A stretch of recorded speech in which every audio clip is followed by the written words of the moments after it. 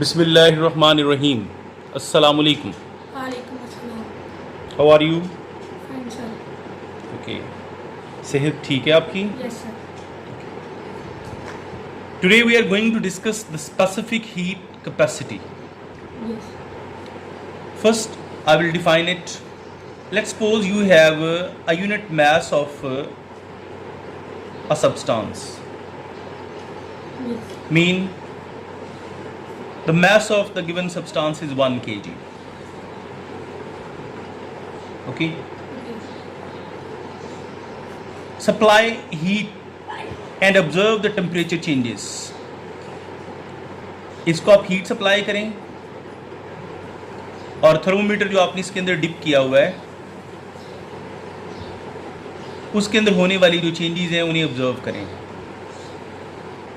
Okay. Let's suppose the thermometer is showing the initial reading as 280 Kelvin. कितनी show कर रहा है ये? 280 Kelvin. And the material I have taken is the water. Yes. Now I am heating this system and want to observe that if the temperature change is 1 Kelvin,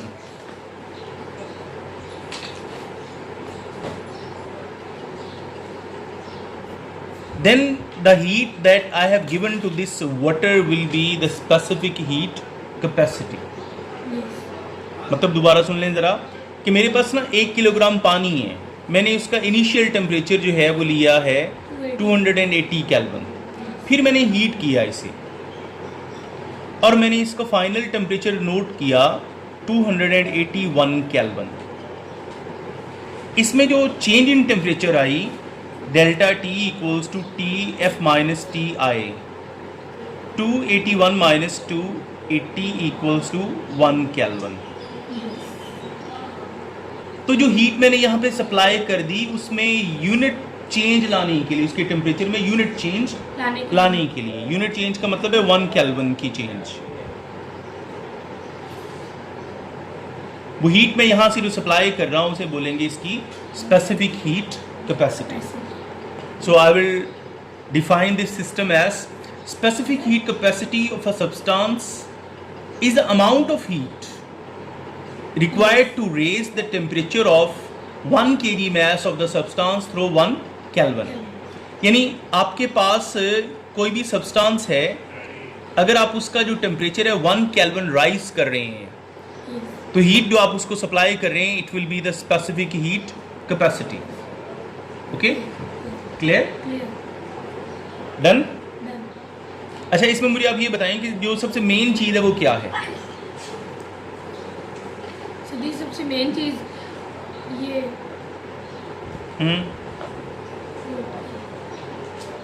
नहीं, इसमें सबसे main चीज है unit change. You want to produce a unit change in a unit mass. यानी ये मास क्या है? Unit mass. Unit mass का मतलब 1 kg.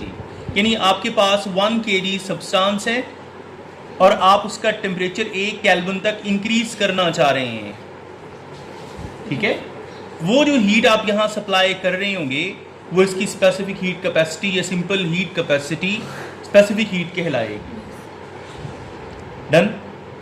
क्लियर? सर ये सब कुछ हीट देने की वजह से हुआ है ना जी, because we want to change the temperature and the temperature change is possible only by heating this system. Okay, तो हीट के बगैर तो हम टेम्परेचर चेंज ला नहीं सकते. क्लियर हो गया?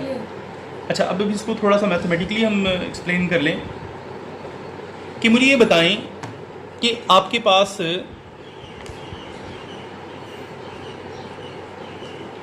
एक बर्तन में सब्सटेंस का जो मैस है वो 1 kg है.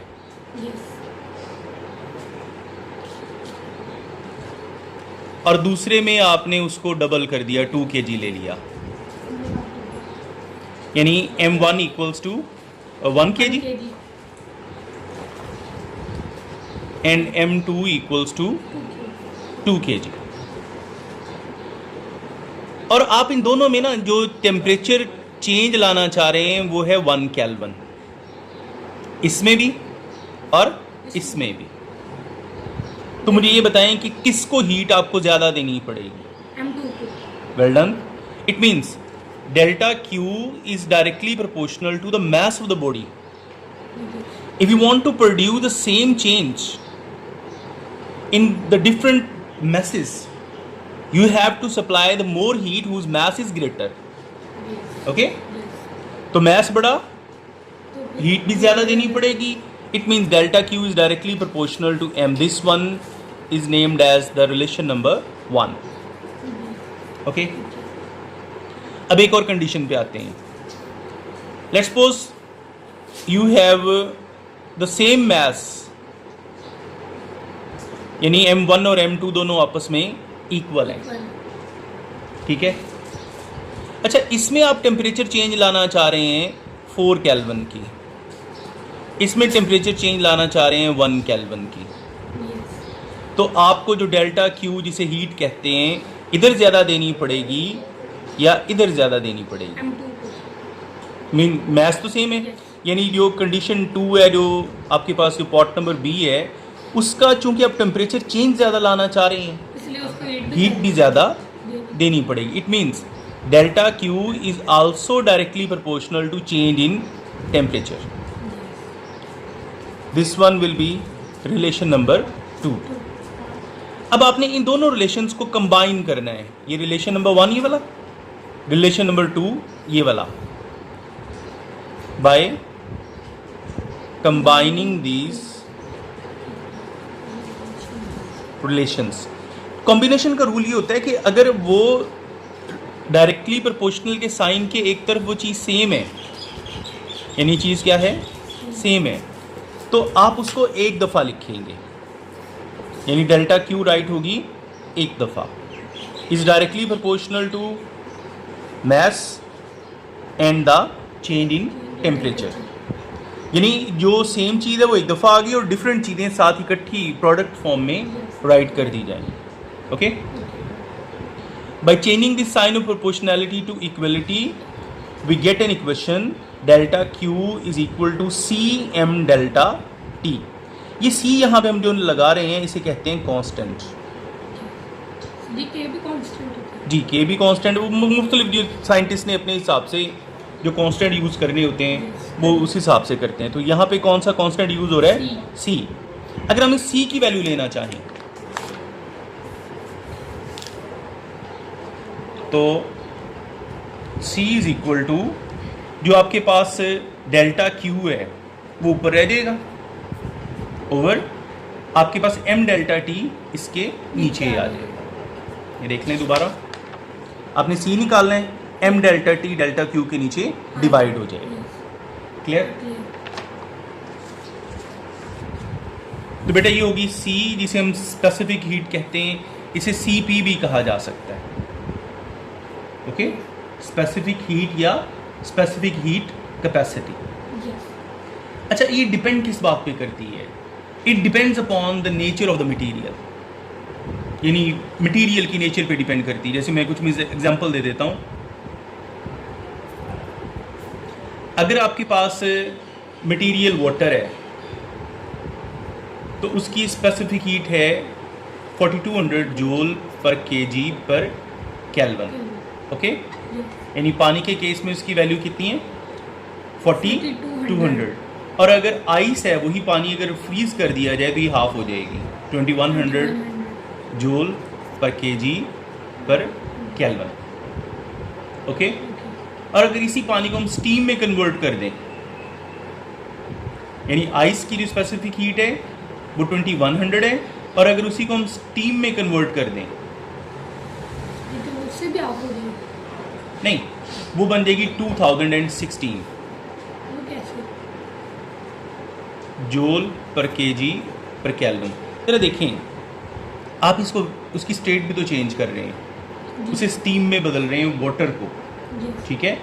तो आपको पहले latent heat of vaporisation supply करनी पड़ेगी, बाद में स्पेसिफिक हीट स्टीम की मेजर करनी पड़ेगी. ओके. तो उस वजह से उसमें चेंज आ जाएगी. पानी एक बेस्ट सोर्स है हीट को स्टोर करने के लिए, क्योंकि उसकी स्पेसिफिक हीट बहुत ज़बरदस्त है. हम इसको आगे थोड़ा सा आगे जाकर डिस्कस करते हैं. आगे हम इसका यूनिट बना लेते हैं. जो आपके पास delta Q by M delta T है, सी का फॉर्मूला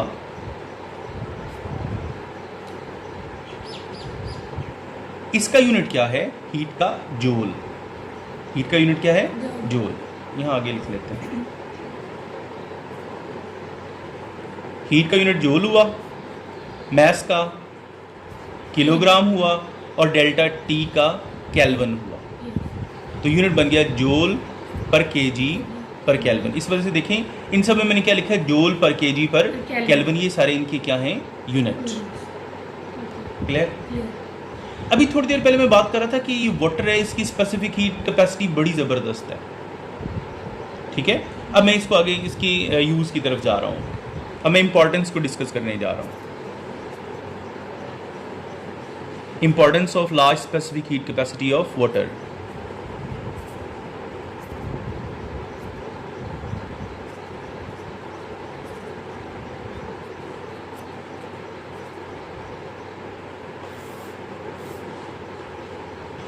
अच्छा, सबसे पहले मैं यहाँ पे आपको कंपेयर करवाना चाह रहा हूँ कि जो सी वाले एरियाज़ हैं जिन्हें हम कोस्टल एरियाज़ कहते हैं,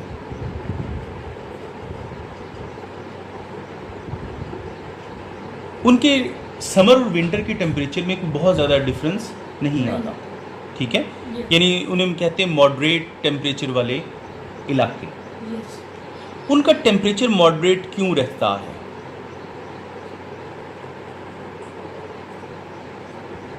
इसके बारे में थोड़ा सा बात करेंगे। देखें, क्योंकि मैंने कोस्टल एरियाज़ की बात की है तो इसका मतलब है वो साहिली इलाके जहाँ पे लैंड है और साथ में उसका लिंक किससे है? सी से।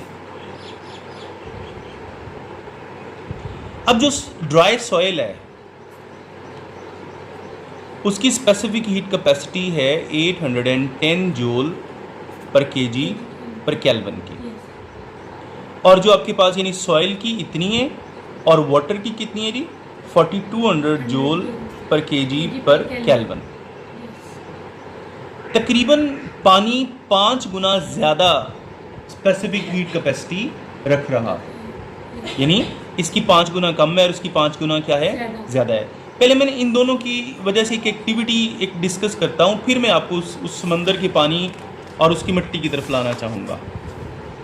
फ़र्ज़ करो आपके पास बराबर मिकदार में दो मुख्तलिफ बर्तनों में पानी और मिट्टी है, मैस इन दोनों का सेम है। दोनों में आपने थर्मोमीटर डिप किया हुआ है।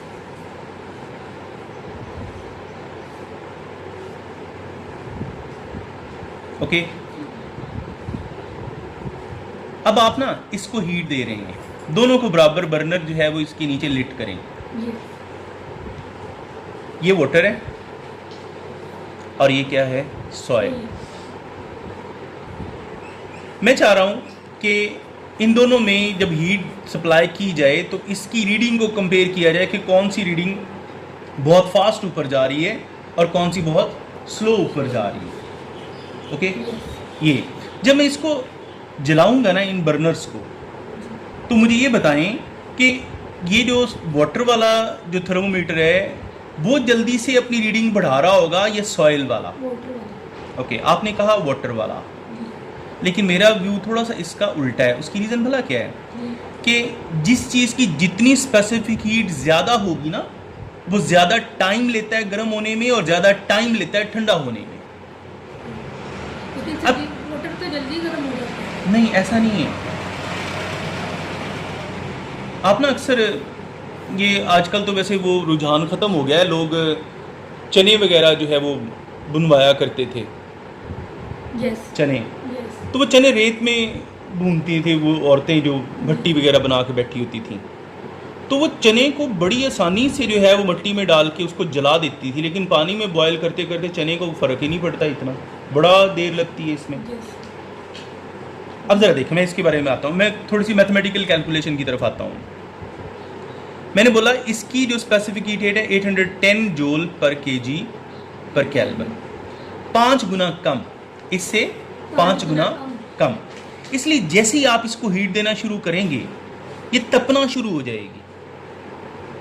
आपने सहराओं के बारे में सुना होगा, डेजर्ट्स जो डेज होते हैं वो बहुत ज़्यादा हॉट होते हैं, लेकिन जैसे ही सूरज जाता है, नाइट आती है, नाइट क्या हो जाती है? Chill cold. रीज़न क्या है कि धूप पड़ी, रेत फौरन तप गई, उसके तपने की वजह से लू चलना शुरू हो जाएगी वहाँ पे। ओके, जब वो लू चलेगी तो इसका मतलब है कि उस इलाके का टेम्परेचर बहुत ज़्यादा हाई हो गया। लेकिन जैसे ही सूरज गया, रेत बहुत जल्दी ठंडी हो जाएगी, जिसकी वजह से रात 10-11 बजे के बाद उनको जो है वो रज़ाइयाँ लेनी पड़ती हैं। चिल कोल्ड टेम्परेचर हो जाता है डेजर्ट में। डेजर्ट्स में। रीज़न इसकी ये खड़ी है यहाँ पे, specific heat capacity, small specific heat capacity as compare to water. यहाँ अगर आप हीट इसको कर रहे हैं तो टेम्परेचर 5 टाइम्स ज़्यादा बढ़ेगा, 5 टाइम्स ज़्यादा तेज़ी से बढ़ेगा इसकी निस्बत। ओके, यानी हम समझें कि हमने 1 मिनट, यानी फ़र्ज़ करो कि भी हमने 2 मिनट दिया टाइम इसको भी, 2 मिनट टाइम दिया इसको भी। दोनों का initial temperature let's suppose same था जी 4 degree Celsius. After 2 minutes water वाले का जो फाइनल टेम्परेचर है वो फर्ज कर लो 6 डिग्री सेल्सियस हो गया। दो बड़ा, ठीक है। यानी इसका अगर हम 2 मिनट्स के बाद देखेंगे ना टेम्परेचर, इसका ज़्यादा 5 गुना ज़्यादा बढ़ेगा। इसका फाइनल टेम्परेचर 2 मिनट के बाद यहाँ 14 डिग्री सेल्सियस शो हो रहा होगा। ओके, यानी तो 2 डिग्री की चेंज आई है, लेकिन इधर जो चेंज आएगी वो कितने की आ जाएगी? 10 डिग्री सेल्सियस की, यानी 5 गुना फास्ट इंक्रीज हुई टेम्परेचर में। क्लियर? इससे क्या रिजल्ट मिला? Smaller the specific heat capacity of a substance, easier it will be to heat it, easier it will be to increase its temperature, उतना उसका टेम्परेचर इंक्रीज करना आसान होगा। जितनी हीट कैपेसिटी उसकी ज़्यादा होगी, उसका टेम्परेचर इंक्रीज करना हार्डर होगा। ओके, अब देखें साहिली इलाके, यानी ये समंदर आ गया, ये वाला लैंड एरिया आ गया जिसे हम क्या कहते हैं? Coastal area. ठीक है, जब डे टाइम में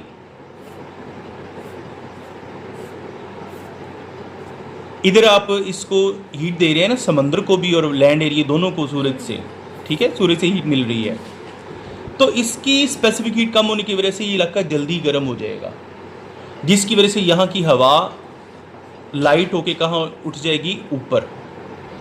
उसकी स्पेस कवर करने के लिए समंदर से फिर ठंडी हवाएं आएंगी, जिसे आम जुबान में क्या कहा जाता है? Sea breeze. क्या कहा जाता है? Sea breeze. जिसकी वजह से इस इलाके का टेम्परेचर मतलब कि कम रहता है, नॉर्मल रहता है, क्योंकि समंदर से आने वाली हवा वेपर से भरपूर होती है, वो वेपर्स लेके आ रही है। पर सर जी, जो हमारी मिट्टी है वो तो अलग होती है समंदर की मिट्टी से। नहीं, जो मिट्टी का जो स्ट्रक्चर है वो थोड़ा बहुत चेंज हो सकता है, लेकिन बहुत ज़्यादा उसके अंदर कुछ जगहों पे वो चिकनी मिट्टी है, कुछ जगहों पे रेतली मिट्टी जहाँ रेत की मिकदार ज़्यादा है, ह्यूमस कम है, मतलब, लेकिन जो सॉइल की एवरेज निकालेगी ना स्पेसिफिक हीट कैपेसिटी, वो 810 की है। और सर जी उसका कलर भी चेंज होता है। हाँ, वो मुख्तलिफ किस्म के जो मिनरल्स उनमें कौन से हैं उसके वाले से उसका कलर बनता है। अच्छा, अब ये तो हमने बात कर ली डे की, अब इसी कंडीशन को नाइट टाइम डिस्कस करते हैं। नाइट आ गई, ठीक है। अब पानी हमें पता है कि बहुत देर से गर्म होगा और देर से क्या होगा? ठंडा। और ये जो लैंड एरिया है, ये रात के टाइम जब सूरज जाएगा जल्दी ठंडा हो जाएगा। इसका मतलब ये हुआ कि ये जल्दी ठंडा होने की वजह से इधर एयर प्रेशर स्ट्रांग हो गया, ये उसकी निस्बत क्या हो गया? कम। तो इसका मतलब है कि यहाँ वाली हवा उठ के कहाँ चली जाएगी? ऊपर। फिर रात के टाइम इधर से लैंड एरिया से सी की तरफ जो है वो लैंड ब्रीज चलती है। ये सी ब्रीज और लैंड ब्रीज के चलने की वजह से और large specific heat capacity of water होने की वजह से कोस्टल एरियाज का टेम्परेचर क्या रहता है? मॉडरेट। ओके बेटा। ओके मॉडरेट का मतलब है ना ज़्यादा हाई ना ज़्यादा कम। लो। Yes clear? ओके एक और एग्जांपल हम इसकी डिस्कस करते हैं।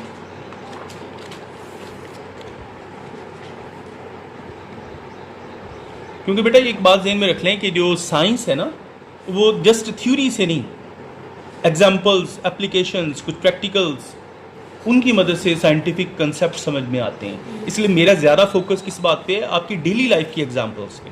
यस एक और डेली लाइफ की एग्जाम्पल पे हम आते हैं, क्योंकि ये एक कराची वाले हमारे साथ बैठे हुए हैं।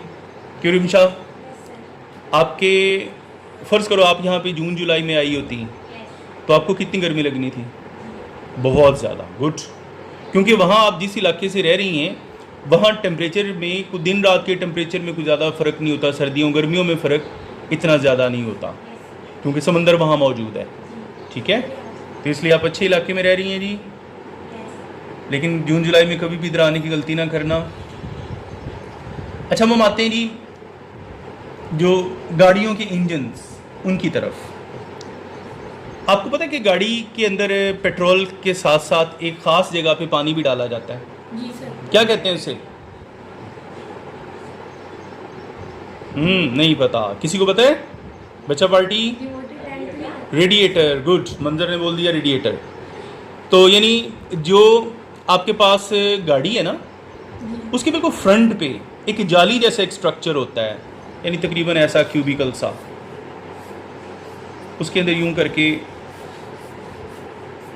वाटर पाइप्स बारीक बारीक जुड़े होते हैं। यहाँ पे ऊपर करके एक सिस्टम से एक छोटा सा मतलब लिड होती है जिसके अंदर आप क्या डालते हो? वाटर। ओके जी अच्छा, इसके अंदर से एक पाइप इधर से जाता है, एक पाइप इधर से आता है। ठीक है, इन दोनों का काम क्या है? इंजन के अंदर सर्कुलेट करना। ठीक है, इंजन के अंदर फर्ज कर लो ये ऐसे ये पाइप सर्कुलेट करता है और ये सर्कुलेट करता करता ये जो जहाँ पे पिस्टन्स लगे होते हैं ना, जी वो मैकेनिक्स अपनी लैंग्वेज में से हेड कहते हैं। ठीक है, जिसके अंदर पिस्टन मूव कर रहे थे ऊपर नीचे, बड़ी फ्रिक्शन पैदा हो रही होती है। ठीक है, यहाँ से फिर ये होता होता इधर से ये वापस जाता है पानी। ठीक है, होता क्या है ज़रा कि जब इसमें पिस्टन्स बहुत तेज़ी से मूव करते हैं तो फ्रिक्शन प्रोड्यूसेस एनॉर्मस हीट। अब उस हीट को पानी अपने अंदर सक करता है। यहाँ से पानी, ठंडा पानी, कोल्ड वाटर, क्योंकि जब गाड़ी चल रही होती है तो सामने से भी हवा आ रही होती है और पीछे एक फ़ैन लगा होता है। ठीक है, वो फ़ैन इसको जो है वो पीछे से यूँ हवा दे रहा होता है। वो उसके अंदर जो होने वाला पानी जो आपने अंदर डाला होता है उसको फुल क्या कर देता है? ठंडा कर देता है। ठीक है, सर ये इसलिए होता है ताकि इंजन गर्म ना हो। जी बिल्कुल ऐसे ही है। यहाँ से ठंडा पानी गया, ये फ्रिक्शन की वजह से जो हीट पैदा होगी वो उसको चूसेगा और वो अपने अंदर हीट एब्जॉर्ब करता जाएगा। ठीक है, फिर ये यहाँ से बड़ा गर्म होके पानी यहाँ से इसके अंदर एंटर हो जाएगा। फिर इसके अंदर मुख्तलिफ जालियों से गुजरता गुजरता वो नीचे दोबारा उस सिस्टम से, क्योंकि यहाँ पे कंट्रोलर लगा होता है जिसे बोलते हैं थर्मोस्टेट। ठीक है, वो वाटर फ्लो को, उसके टेम्परेचर को हल्का सा उन्हें पता चल जाता है, उसके मुताबिक वो कंट्रोल करता है। ऑटोमेटिक सिस्टम होता है ये। तो यहाँ से पानी जब जाएगा तो वो जितनी थर्मल एनर्जी इसने एब्जॉर्ब की थी उसको क्या करता जाएगा? वो रिलीज़ करता जाएगा। पानी दोबारा ठंडा हो गया, वो दोबारा इधर से, ये सिस्टम चलता रहता है। ये कूलिंग प्लांट है। अगर ये इंजन का कूलिंग प्लांट बंद हो जाए, काम करना छोड़ दे, इंजन क्या हो जाएगा? सीज हो जाएगा, बंद हो जाएगा, वो दोबारा चलेगा नहीं। उसको आपको फिर दोबारा इंजन को नया खोल के सेट करवा के फिर जाके चलाना पड़ेगा। ओके, तो यहाँ भी हमने किसका इस्तेमाल किया? वाटर का। क्यों? उसकी स्पेसिफिक हीट कैपेसिटी बड़ी ज़बरदस्त है,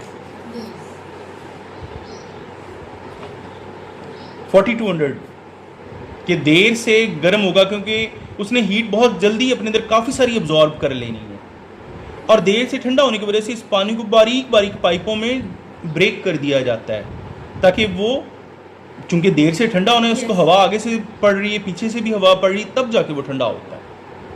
ओके, Yes. एक और मैं सिस्टम डिस्कस करता हूँ जिसे बोलते हैं सेंट्रल हीटिंग सिस्टम। सभी कार को मॉडल पे क्यों नहीं चला सकते? ओके, एक अच्छा सवाल है। आपने बोला कार को हम पानी पे क्यों नहीं चला सकते। मेरा मानना है कि हम चला सकते हैं। मैं पानी के स्ट्रक्चर पे आता हूँ ज़रा। जो वाटर है ना, Yes. It contains two gases, one is hydrogen, other one is Oxygen. Hydrogen. के बारे में आपको पता है कि वो ज़बरदस्त किस्म की कंबस्टिबल गैस है, Yes. यानी बहुत ज़बरदस्त जलती है। पुराने दौर में हाइड्रोजन गैस की मदद से ना बैलून बनाए जाते थे। Yes. Yes. उसको यानी टोकरी में सिलेंडर लगा के हाइड्रोजन गैस बना के उसे आग दे दी जाती थी, वो गर्म हवा इसमें भरते थे जिससे बैलून ऊपर चढ़ता था। Yes. तो गर्म हवा आम हवा से हल्की होती है, इसलिए उसको ऊपर। अब आपको पता है कि अगर ये कंबस्टिबल मटेरियल है तो ऑक्सीजन क्या करती है, एड्स इन कंबशन।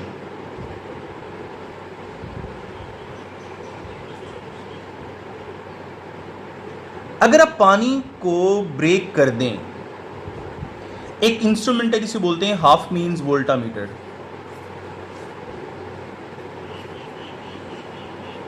उसमें पानी के अंदर से इलेक्ट्रिसिटी गुजारी जाती है इलेक्ट्रोलिसिस करवा के।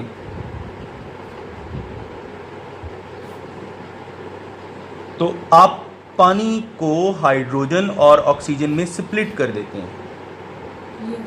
हाइड्रोजन अलहदा हो जाए, ऑक्सीजन अलहदा हो जाए, तो इसको आग दे दी जाए तो ये जलेगी, ऑक्सीजन उसको क्या करेगी, हेल्प करेगी। तो आपका इंजन पानी से चल सकता है। Yes. और बहुत सारी कोशिशें इसके बारे में कामयाब भी हैं, लेकिन चूंकि बहुत पेट्रोल माफिया हमारे मुल्क में, पूरी दुनिया में एक स्ट्रॉन्ग जो है वो है पेट्रोल माफिया, जिसकी वजह से इस किस्म की जो कोशिशों को वो आगे नहीं आने देते, इवन लोगों को मरवा देते हैं इस किस्म के इन्वेंटर्स जो होते हैं। ओके, हमारे मुल्क में भी ना पीपल्स पार्टी के दौर में आई थिंक एक बंदे ने ये करके दिखाया था। उसने गाड़ी को पानी से चला के दिखाया था और मीडिया पे उसने सारा अपना डेमो भी दिया था, लेकिन बाद में उस बंदे को चुप करवा दिया गया। So it's possible. Yes. Okay, और हो सकता है कि मुस्तकबिल में जब ये फॉसिल फ्यूल्स ख़त्म हो जाएं तो हमारे इलाकों में पानी के पंप लगे हुए हों और वहाँ पे किट्स इस तरह की लगी हों जो पानी को स्प्लिट करके हाइड्रोजन और ऑक्सीजन, अलग तो हाइड्रोजन सिलेंडर में भर के ऑक्सीजन दूसरे सिलेंडर में भर के इग्निशन के लिए उनको आपस में जोड़ के एनर्जी पैदा करके पिस्टन्स को दे दी जाती है ताकि वो फिर वो फ्लो में आ जाएं, आगे सिस्टम्स चला दें। Yes. तो मुमकिन है। ओके, आपका क्वेश्चन ज़बरदस्त, मैं आपको 10/10 इस क्वेश्चन में देता हूँ। Well done. अच्छा, बात हम कर रहे थे central heating system. Central heating system में ना, फर्ज करें आप घर में, अपने ही घर में एक हीटिंग प्लांट लगाना चाह रही हैं। फर्ज करें आपके पास 1, 2, 3 रूम्स हैं। आप इन रूम से बाहर एक बॉयलर एडजस्ट कर दें, ठीक है। इसको हीट दे दें, बॉयलर पानी इसके अंदर आपने इसके अंदर डाला हुआ है। अब यहाँ से एक पाइप जो कि क्या करेगा, स्टीम लेके जा रहा है, यानी जब ये हीट होगा तो स्टीम पैदा होगी ना। Yes. ये पाइप लेके उसका एक कनेक्शन इस कमरे को दे दें, दूसरा कनेक्शन इस कमरे को दे दें, तीसरा दे दें इस कमरे को। ये डिस्ट्रीब्यूटर हो जाएगा। ये क्या हो जाएगा, Distributor. जब आप इसको हीट करेंगे तो यहाँ से स्टीम पैदा होगी। वो स्टीम फिर चलती चलती इस कमरे में, इस कमरे में, इस कमरे में फैल जाएगी, Yes. ठीक है। जब वो फैलेगी तो आपका घर सेंट्रली हॉट हो जाएगा। Okay, Yes. Central heating system बन जाएगा वो, क्योंकि आपको पता है कि स्टीम है और स्टीम की स्पेसिफिक हीट है 2016 जूल पर केजी पर केल्विन। Yes. तो वो देर तक इस कमरों को क्या रखेगी, गर्म रखेगी। ओके बेटा, तो ये आपका हुआ जी लेक्चर। कोई और सवाल आपके जहन में आया तो कर लें। बस done? Done. Okay, thank you, अल्लाह हाफिज़।